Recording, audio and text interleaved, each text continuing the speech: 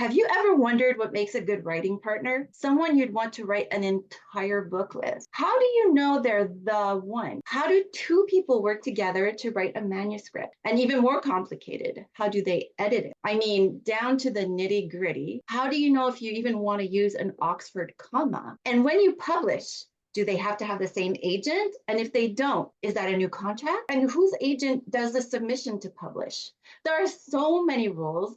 How do you know exactly which rules of operations to use? Well, our guests today can help with those answers. We were so happy when they said that they would come on our podcast. So let me introduce them to you. Our first guest is a New York Times bestseller children's book author who lives in New England with her family and her dog. When she was in 4th grade, she and her neighbors saw unidentified flying objects zigzag across the sky, and she's been preparing to write a book about it ever since. Okay, we have so much to discuss about that. She's also the author of several middle grade fantasy books, including Monstrous Love and the Shadow Weaver series, and a young adult duology. Her partner in crime is the acclaimed author of multiple books for kids and teens, including the Class Critter chapter books, which are so adorable, and the young adult novels The Distance Between Lost and Found, which is an amazing book, and How It Feels to Fly.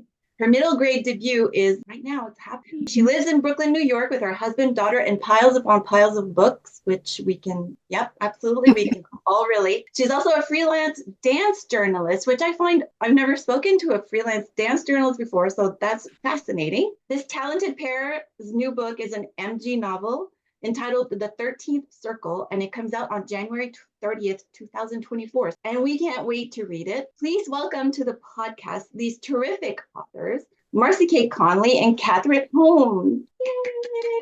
Thank you so much for coming on. Oh, thank you for having us. We definitely want to talk about your partnership and how you each wrote the book together, separately, edited everything. But first, maybe we can ask you a little bit how you got to become writers. What drove you to this writing career? I didn't know when I was a kid that I wanted to be a writer. I did enjoy writing, but I didn't really think of myself as a writer. It wasn't on my list of like, I want to be a writer. I wanted to be president. I wanted to be an archaeologist. I wanted to be an opera singer. At one point, I wanted to be a farmer who traveled the country in a motorhome and had the animals tied to the back, like everything else but a writer. But I really enjoyed writing. And when I was a kid, I actually found, I was at my parents' house, one of my 4th grade writing portfolio, which is really on point and on brand for me. It had 3 pieces in it. One was A Girl Who Sees a UFO. One was my last will and testament, where I left my gold to my mom, my silver to my sister, neither of which I had. And the third one was a picture book called The Seal's Revenge that was about a seal who got revenge on the narwhal that killed his mate. And at the end of it, I drew the picture and the cover for it too. And like blood dripping off the narwhal's horn on the cover, and with like rainbow coloring in like The Seal's Revenge, just because, I was in 4th grade. And at the end, the seal manages to kill the narwhal, and then in a surprise twist, the narwhal's mate comes up and skewers the seal at the very end. So like everybody dies. A Shakespearean play. I actually was reading a lot of Shakespeare then. I have an older brother who's like 10 years older than me, who was in college at the time as an English literature major. Love so it. I would be like the bright little sister, like go in his room and steal his books. Which was super annoying for him when he had to write papers on them. Definitely heavily influenced my work at the time and ever since. But Everybody Dies is kind of on brand. Eventually, after going to college and turning into writing music, I'm a classically trained soprano. I will not be singing for you because I have very terrible stage fright. So that does not go well. But I ended up writing music, and I wrote an opera in college that was a sequel to Shakespeare. And I didn't write the words, however. I still didn't think of myself as a writer. I wrote the music and I wrote the plot. I love to plot. The words were actually bits and pieces of Shakespeare's plays that I went through and took completely out of context and then kind of Frankenstein them back together according to my plot. So all the words are Shakespeare's, just not quite in the way he wrote them. I love that. I know, right? It was called The Undiscovered Country, and the subtitle was Quilting with Shakespeare, because that's kind of what I was doing. After I graduated college, I very quickly discovered that operas are not an effective way of paying off your student loans. And ended up waitressing and eventually working in Boston for nonprofit arts organizations, and got my master's degree in arts administration. And it was during that time when I was working full-time in Boston, living in New Hampshire, commuting like 4 hours a day total, spending a lot of time on trains. And one night after I was doing my master's degree in the evening, was trying to get home and was on the subway in Boston. If you've ever been on the subway in Boston, it tends to like slow down and stop at the most inconvenient times. You just kind of chill between stations. And it's a very old subway system. So there's a lot of like old unused subway tunnels. And I was very tired and my mind was wandering and it was stuck between tunnels. And all of a sudden I just see at the corner of my eye, there's this old unused subway tunnel and this plastic sheeting. And somewhere behind it, there's a light on and it's glowing in this weird way. And the gears just started turning. And I thought there was a story about like fairies living in the unused subway tunnels of Boston. And that was like the writing bug that bit me. I got this idea and I went home and I wrote the first chapter and then the next and the next and the next. And I was just hooked and basically haven't looked back. That book did not get published. I was terrible at plotting, all kinds of tangents going everywhere, but that's what hooked me. And I haven't looked back since, basically. I love that story. That's so cool. Someday I'm going to rewrite that book from scratch and publish it because I love the idea. The execution was terrible. And it's like, it's an idea, but it's true. Like, I mean, there are stuff living in subways of Boston, right? For sure. So.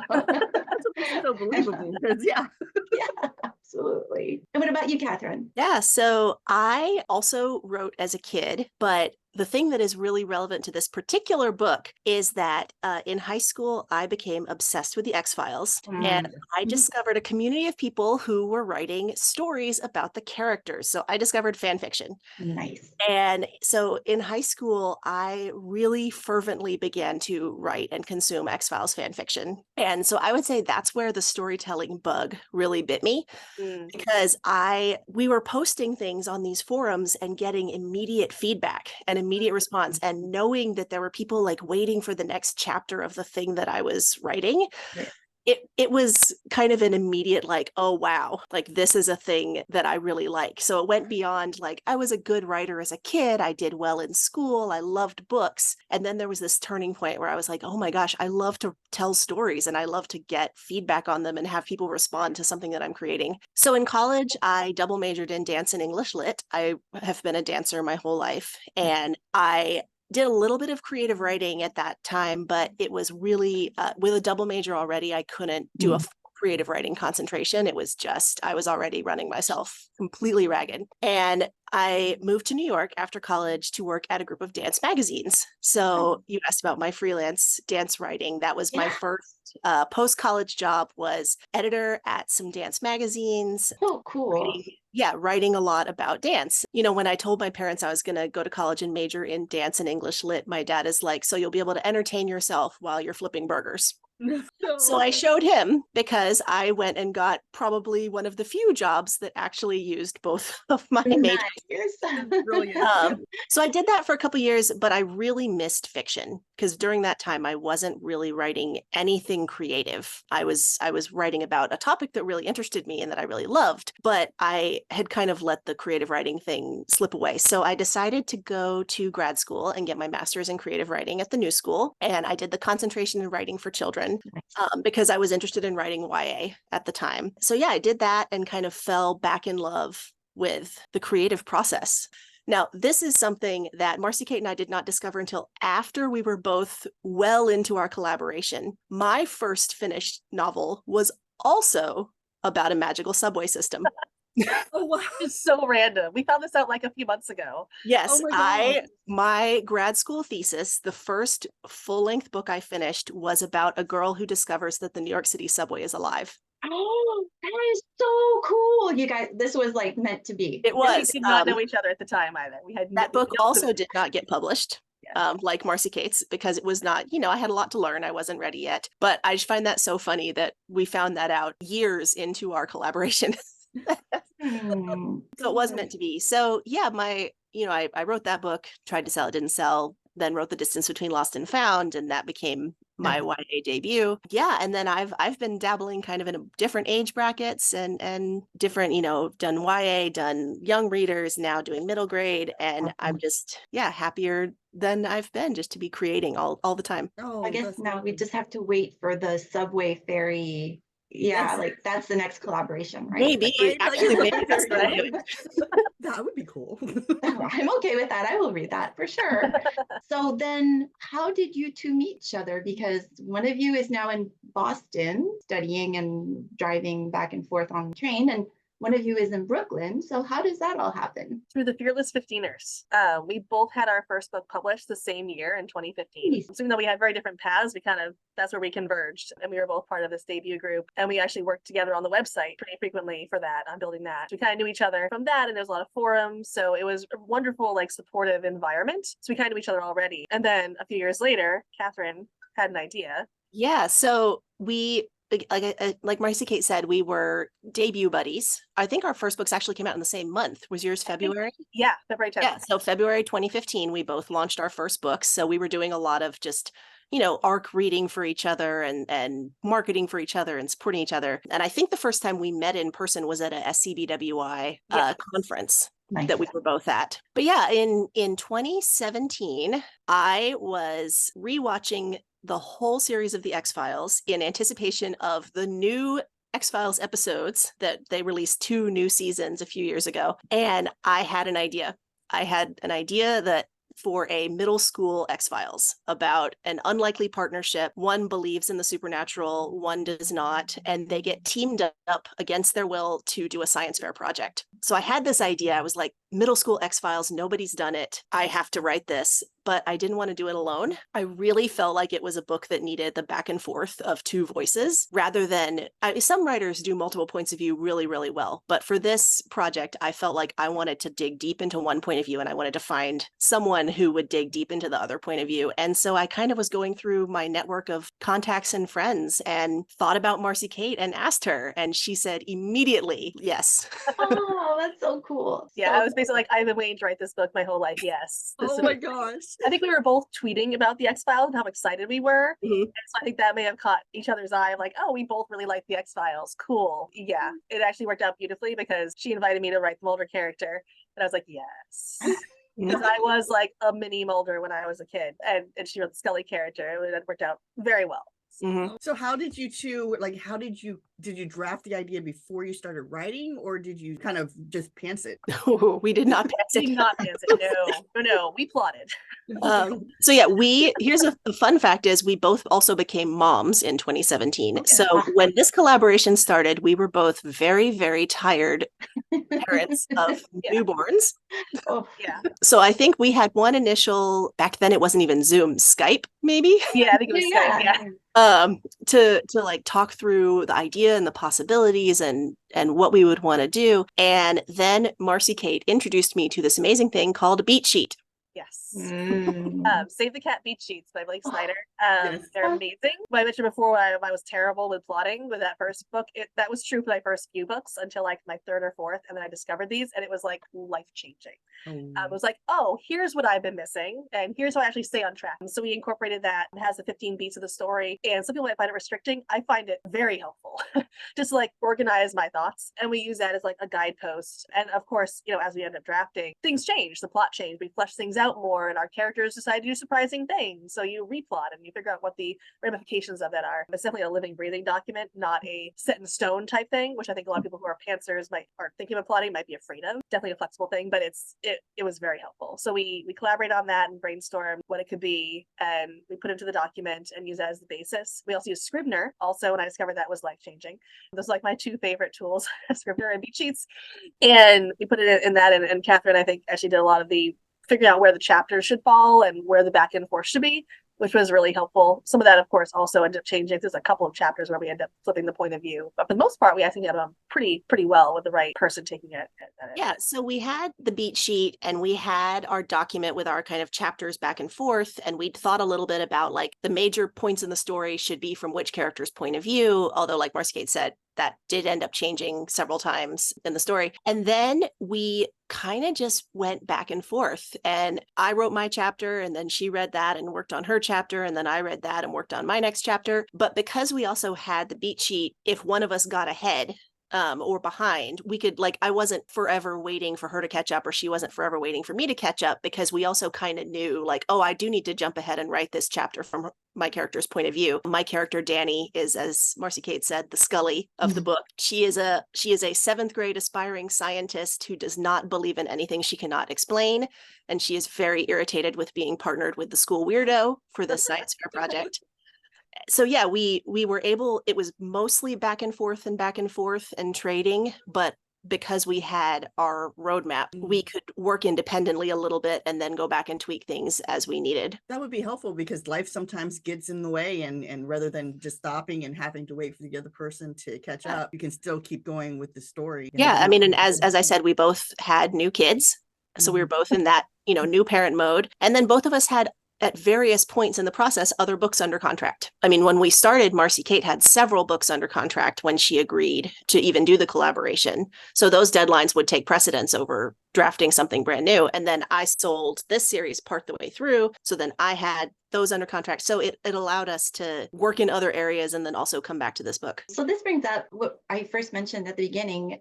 How do you announce to your agent that you're going to be working in a collaboration with somebody who's agented at not just with a different agent, but a different agency? And how does that all fit in? Like, how does that work? I think we mentioned the project to our agents at different times. I think I kind of gave my agent a little heads up that, hey, I have this like collaboration that's sort of like not the front burner project right now, but something we're like playing around with, and you might see it in a couple of years because I worked. So I kind of gave her the heads up that this is like on my list of things that are, being written right now. But by the time we, actually had a draft, we sent it to both the agents and, ended up, they both read and gave us feedback. We ended up also, they drafted a collaboration agreement, which sounds awfully formal, but it's actually very helpful to have just like the expectations clear and everything laid out, like if there's expenses for marketing when you sell this, like how is that broken up and who does what. It just kind of keeps the expectations really clear, make sure everybody's on the same page to have that. So that was also very helpful as well. But it was more of just like, hey, we got this book. Hope you guys love it.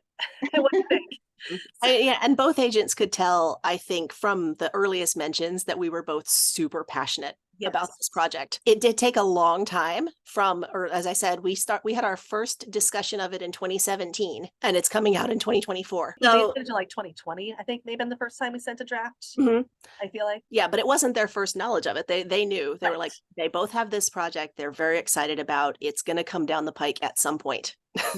I love that that there was that you didn't have to rush through it, that you still were able to do your other projects, and that that it really was a labor of love. It sounds like. Yes. It was very much like the fun project we got to do in between things, and that was really nice to have like this fun thing you're excited to write when other stuff is done. It's kind of like almost like a reward to do more work. And not that our other projects aren't fun, but like, exactly. But it's like always, well, and speaking of 2020, like something that was a joy to work on in a very difficult time. Definitely. This project. And 2020, so that means you had young children in the house too while you were doing that. So that's interesting, right? Yeah. It was actually kind of nice that we both were in a very similar position, because I think Kathryn's child is only like 3 months ahead of mine. So we were very much in the same position when like random child things come up. That's right. And it's like, sorry, something's going on with the kids. Gotta like put everything on the back burner. And I think we both were very empathetic to each other being in that position, which if one of us had not had children might have been like possibly annoying, but both totally understand what the other's going through. So how did you edit the book? Did you like one person edit the other person's chapter, or did you just edit your own chapter? How did you work out the editing process for that? We both went over the of everybody's chapter. So it was almost like getting like 2 editors to go through it, which was, and we left to check comments for each other, kind of back and forth about like, hey, what do you think of this? Or I tweaked this here. How's this working? Or do we need more of this?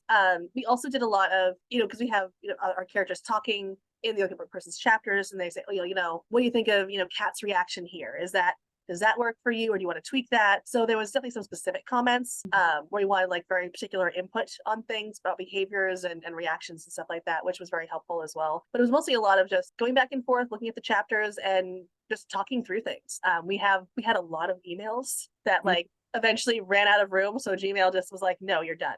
Had to start a new thread.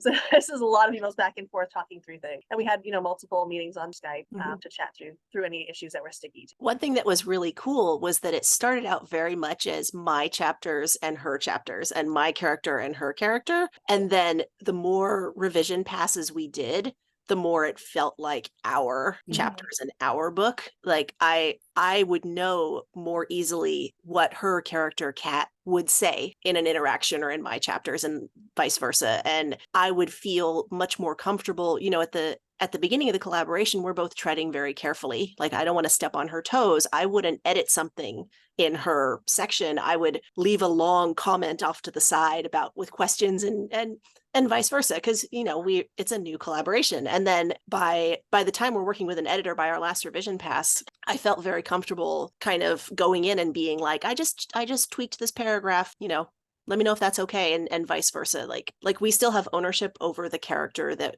is our character, but it's now very much our book. And it sounds like Kathryn, you've you gotten just to gave know me each other. shivers. That was I really know. cool. Like I Yeah, love hearing that. You know, like as two people, two writers, we all know how hard and how much we care. Like it's our babies, right? Like I mean, even if it's just a chapter, that's things that are coming out of our minds. So to hear you say that it's like all of a sudden it became yours, you know, like both of yours together, like, oh, shivers. I want to read this book so bad now. I know I do too. It's been so much fun to write. And I Yeah. think that was one of the thing that made it just, we were friends beforehand, and you know, we clicked together well for this book, and just as people. I mean, some collaborations could easily go astray if you have two personalities butting heads. But we definitely did not do that. We're very respectful of each other's character, like she was saying. And it made it really work well and became ours, which is, you know, exciting. So when you went out on submission, like which agent decided, did both agents submit the books, or did they collaborate together on how they were going to submit the books? They collaborated. Yeah. And I think they each I think they divided and conquer, if I'm not mistaken. But they collaborated. I love it. And the more you talk, the more it feels like this was like this collaboration was just meant to be. Like you both had babies at the same time. You were both on the same page. You both agreed the way you were writing it, even on the storyline. I'm just really curious about the fourth grade seeing zigzags in the sky and MarcyKate. Me too. Do you mind talking about that? I would love to. So ever since I was a little kid, I have always been fascinated by like the weird and supernatural. And it was around third and fourth grade where I had like particular obsession with UFOs. And my dad got me this like pair of binoculars, and I would like wear them to school around my neck. Like I was never a popular child, and it just got worse in late elementary school and further on. But fourth grade was probably the part where I really started being the weirdo. And I would just like look at the sky, and I was very weird. But that's fine. It was fun, and I was fascinated by it, and I was kind of obsessed with aliens. And my next door neighbor and I were good friends, and her little sister was always hanging out with us. And it was one day, it was in the fall, and we're in her backyard, and it wasn't nighttime, but it was like dusk. So it was probably like October-ish. So it was starting to get a little darker earlier. And they were about to call us in for dinner, but they hadn't yet. And we're in our backyard. We see this light in the sky, and it's hovering there. And then all of a sudden it goes like this, and then this, and then this, and just gone. And we're like, oh my God. I just remember the three of us running toward the house screaming, be like, oh my God. And I don't even know if my neighbor remembers this or not. She probably but to me, it was like this formative moment, like, oh my God, planes and helicopters do not move at right angles like that. You know, our parents were like, well, you know, we did live right near an airport. It was Moore Airfield in Nashua, New Hampshire. And that was like not far at all, like literally like half a mile away at best from their backyard. But still, planes like that don't do that. And this is like late 80s, and like they don't do that. It was weird. So, but there's also like, sorry, I'm gonna start talking about UFOs now. You're getting me. It's fine. So it's on point. It's on point. There's a lot of like, you know, incidents of UFOs being very interested around airports and around Navy installations and other military installations. And they happen to be there, not necessarily because they are, you know, United States planes or foreign enemy planes or whatever. There's an interest in that. And I don't know if it's like, I personally feel like it would be very unlikely that we are alone in the universe. And like, I think most scientists would also agree with that. Whether or not they actually come here, definitely a point of debate. But the idea that we are like alone in the universe is just kind of preposterous and highly unlikely. Right. So I personally think it's definitely possible. So, but there's some weird things that happen. But they're very interested in these things. So I don't think it's a far reach to think maybe they were at this weird little airport in New Hampshire. It's a dinky little airport, but who knows? So that was a formative moment for me. I love it.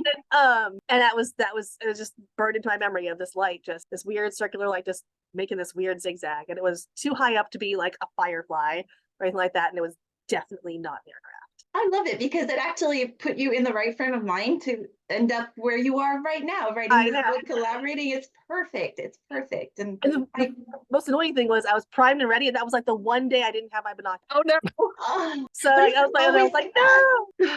Always like that. That's so cute. But thank you for sharing, because I think I have to agree with you. With the billions and billions of stars out there, there has to be.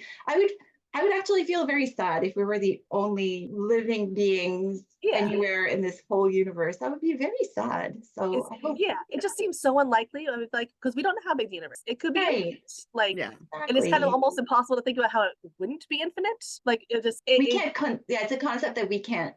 We literally cannot wrap our heads around. No. And like the odds of like nothing else being intelligent out there, very strange. But there's so many instances of like Navy pilots who are seeing these. I don't know if you've Google the Tic Tac video. Right. And you'll see all these crazy things. They're like, so true. Navy fighter pilots who have seen these crazy things happening and like disappearing into the ocean. Or disappearing it's bizarre, and we have no earthly explanation for it. I agree. That's so fun. Yeah. I mean, I totally believe in it, because I mean, I saw a UFO when I was going to Mexico once. So like, it's so cool. I want to hear about your story. I never heard about this story. Angie. Share. College, and I went down to Mexico, and we were coming back, and we were in the middle of the desert somewhere. I don't even know where we were going. It was like dark, and I look off to the side, and there's something that was in the field next to us, and it rises up, and it's kind of like in a triangle shape, and it had like lights. So I was thinking, because I lived on that military base, so I was thinking it was some sort of plane, but it rose up, and then it kind of like went over our car, and it was like above our car, and then it just shot off down the freeway. And so it's just, and we're going like maybe 80 miles an hour because I'm back from Mexico. So, and it just like shot off and just vanished. Like, it was so fast. And wow, I think there was one other person in the car who saw it, but everyone else was asleep. And so I'm like, okay, am I hallucinating? Was that real? Because it's like in the middle of the night, but I can't explain what it is. So to me, it was an unidentified flying object. It was some sort of, I think it was a UFO personally, but that's amazing. I think it was aliens, so. Okay, Kathryn, do you have a story like that? Hey, no, I've never seen a UFO. I mean, I feel like it's pretty obvious now why I wrote the Scully and MarcyKate wrote the Mulder. But I will say, like, the motto of the X-Files was "I want to believe." Like, I feel like I want there to be more to the universe, to the earth, to everything than what we can see and perceive. I would like there to be more. I completely agree. I hope like we can only hope. But thank you so much for sharing that. Oh, the one last thing that I wanted to ask you about your collaboration is how, like, did you ever like actually sit down, meet, and like edit the book together, or was it always by Gmail or Google Docs or whatever you were using? Yeah, I think it was entirely just virtual. I mean, we met in person once for like coffee in New York, but that was like just like outside and just chatting. And then at SCBWI New England earlier this year. I don't think any other time, did we? I don't think so, because it was between having kids and not living in the same city and then COVID. I think pretty much all the work was done virtually. Yeah, technology is amazing. I absolutely love it. I was gonna say, this is my second collaboration with an author. Actually, I did one previously with Dan Herring for the Star Shepherd, and he lives in Utah, so we were on opposite side of the country. So that was also just totally virtual. We didn't even meet until after the book was published. I love it. Yeah, so it can be done, and it can be done well and fruitful way. No, I absolutely love it, because it does mean that you can meet with somebody. Like Angie lives in California, I live in New Jersey, and like we collaborate all the time. It's great. Technology is fantastic when it works. And we've never met in person either. Like we've known each other since our AQC days. And I know, right? Like we've just in 12 years we've never met in person. Wow. Say if we sell more books in this series, we would like to go on a writing retreat together. Yes. We've been saying that forever. So that's the, like, if that happens. That's a reward. Okay, yeah. So now you have to decide for the writing retreat, because it will happen, right?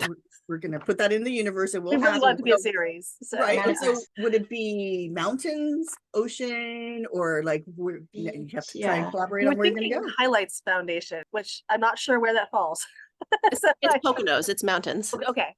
Yeah. That's good. Excellent. We can walk in the woods and look for cryptids. Yes. Or look up at the stars and look for UFOs at the same time. Yeah. It's all good. Yep.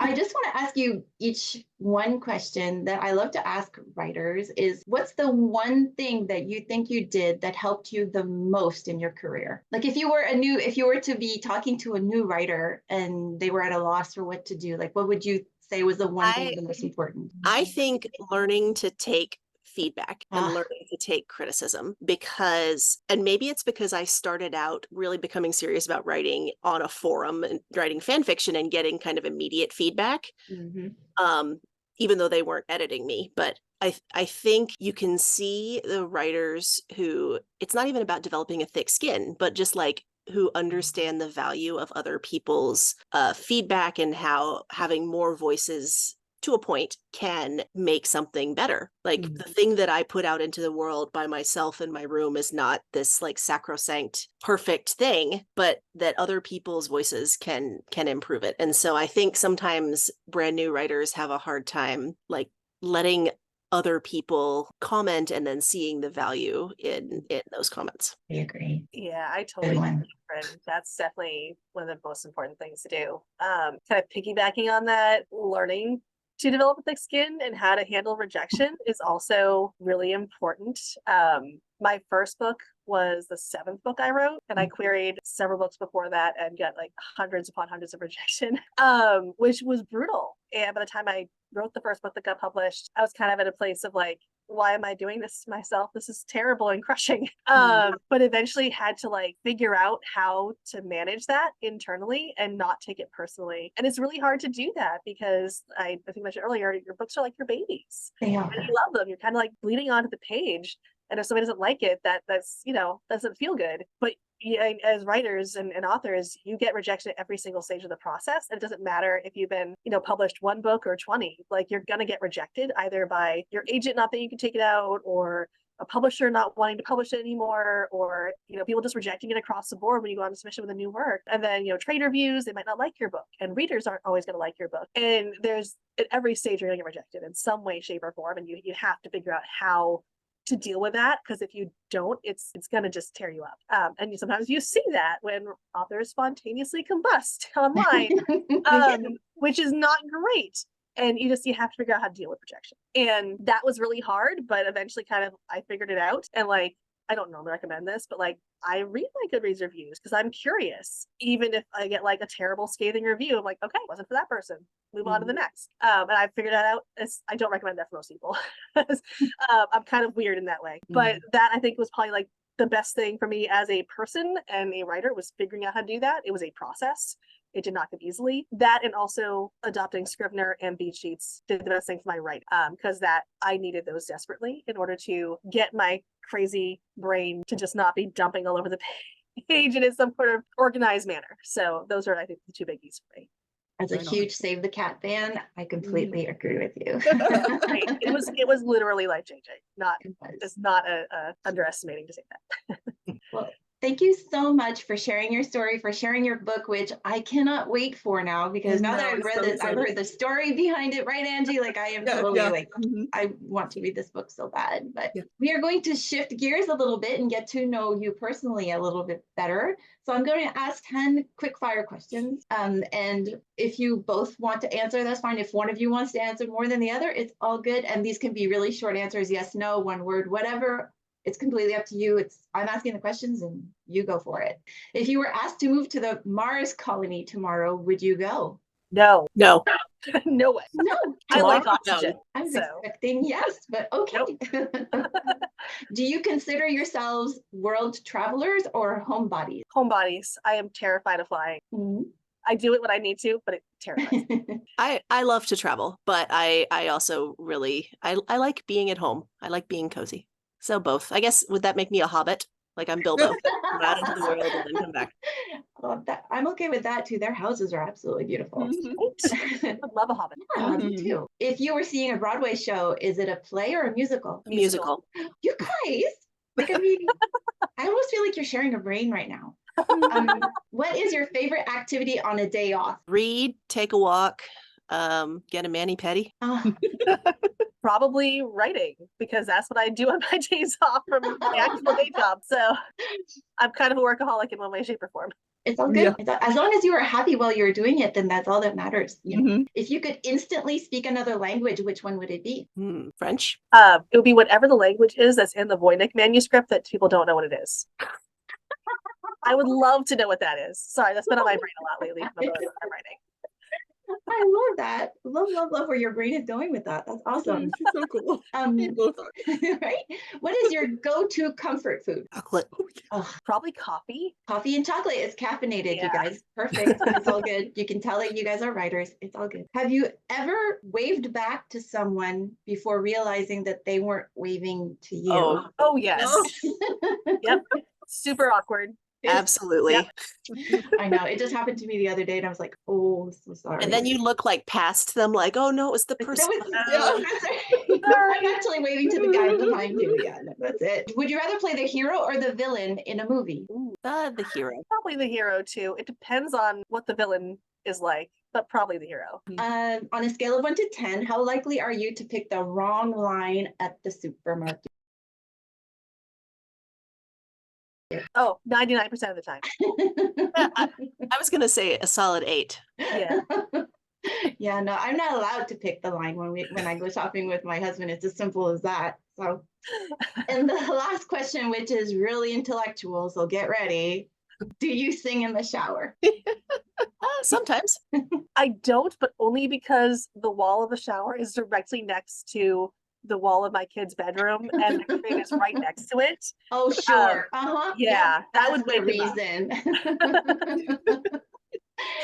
Thank you so much, both of you, for answering those questions. I really appreciate it. That was fun. Can you tell everyone what you're working on now? Sure. I'm working on a bunch of different things. I'm working on a new middle grade project that's a fantasy novel. It's not yet, none of these are, I have nothing under contract right now, so it's just a draft. That's based on the Green Children of Woolpit tale. I'm working on a picture book that is inspired by Edgar Allan Poe's Cat, Katerina. And I'm working on 2 different YA novels. One that's about a hero turned villain who has all the darkness in the world inside of her, and another that is about a world with assassin librarians and dragon archaeology, which is where the Voynich manuscript comes in, a mysterious book. So a bunch of different things in progress right now. Hopefully one of them will go out on sub soon and something will sell. Oh my gosh. That's wonderful. She amazes me. She always has so many things. I don't sleep. It's kind of a problem, but Kathryn, what about you? What are you working on now? This year and going into next year, I have been working on a Write for Hire middle grade series, which I believe finally is going to be kind of announced and marketed pretty soon. Yay. So I have some more middle grade on the horizon, but working in partnership with someone else. And then I, on my own, have a draft of a middle grade standalone that I have been working on and tinkering with for a long time that I feel really good about. So hopefully that'll go to my agent pretty soon. Yay, fantastic. And then the collaboration that you two are doing about the subway ferries, right, is also on the list, right? Well, we have been working on a proposal for a sequel to Thirteenth Circle. So, but that's kind of pending for a while because they in the contract aren't going to look at it until basically our first book is published. So, fingers cross your fingers for us. Buy the book. The better the sales are, or likely there'll be a sequel. So beautiful, wonderful. And so, how can they find the two of you on the internet? Google MarcyKate. You'll bring me up because I'm like, it's like the Highlander. There can be only one. So if you can spell my name, you can find me. If you can't, you may find the Mary-Kate Olsen instead. But it's MarcyKate, but it's MarcyKate.com is my website, and I have social media links from there. There are a lot of Kathryn Holmeses in the world, unlike MarcyKate. I am not the Highlander, but yeah, it's Kathryn, Kathryn, Holmes, HOLMES.com. I'm on Instagram. I'm on Threads as Kathryn Holmes in all those places. The X-Files meet Scooby-Doo in the 13th Circle, a middle grade mystery from MarcyKate Connolly and Kathryn Holmes, featuring 2 unexpected friends, crop circles, science fairs, and Men in Black, perfect for both the highly scientific and cryptid enthusiasts alike. Kat knows aliens are real, and she's determined to prove it. By studying the Western farm circles, her town's legendary crop circle phenomenon, she'll not only demonstrate the existence of extraterrestrial life, but also win the grand prize in the McMurray Youth Science Competition, a feat she's sure will impress her distant NASA scientist father. Danny most certainly does not believe in aliens. How can she when they go against every scientific principle she's been taught? So when Danny is paired with Kat to enter the McMurray Youth Science Competition, which she has to win to avoid going to her parents' artsy summer camp, she knows she's at a disadvantage. Her solution? Disprove Kat's theory, of course, without telling her partner her true intentions. But as the girls bond over science, it becomes clear that there is something strange about the Western farm circles, and when Danny and Kat's project is threatened by suspicious forces, they'll have to work together to expose the truth once and for all. Their book came out on January 30th, and they're giving away a free copy of their book. So please look in the description box and join the giveaway to win a copy of The 13th Circle, which looks, and sounds amazing. I'm so excited for this book. And then if you enjoy these videos, please like and subscribe to our channel and hit the notification bell so that you can be notified of any future videos from us. And we just want to thank you both for joining us today. We had so much fun with the two of you, and oh my gosh, I was so excited. I know. This was so fun. And congratulations again on your success. And we wish you many, many, many sequels to this book. Yes. Thank you very much. Thank you very much.